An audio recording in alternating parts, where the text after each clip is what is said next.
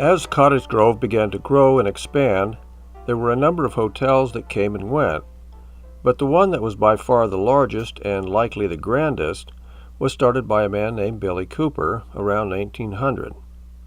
But he was unable to finish, so it was bought by a Mr. S.A. Bartell. As a result, it became known as the Bartell Hotel, which eventually became the Cottage Grove Hotel. The tall building here on the right is the firehouse in Slabtown, and the tower was used to air dry the hoses, and the brass bell at the top was rang when there was a fire.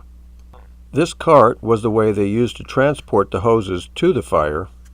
Later the city hall was combined with the firehouse, but the hoses were still dried in the same manner, and the brass bell was installed in the top of the new structure.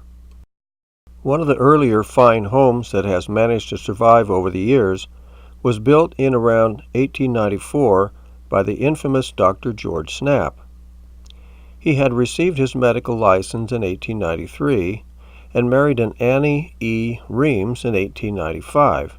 He closed his practice in 1901 and sold the house to a Mr. Jeff Markley. It was put to a number of uses over the years, but by 1966 had fallen into disrepair and was scheduled for a fire department practice burn to make room for the new high-rise apartment building on West Main Street. It was rescued by Ray Nelson and another gentleman who convinced the Bohemia Mining Days Committee to purchase the house and move it to a different location.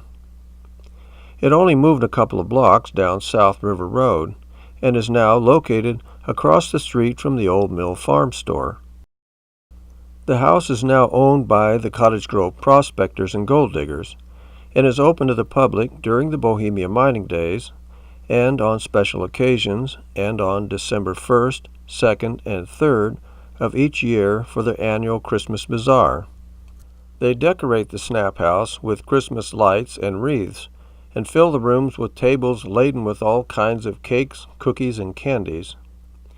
So if you're of a mind to sample a little Cottage Grove history, please stop in for a visit and enjoy a cup of coffee and some sweets and see the inside of the historic Dr. Snapp house.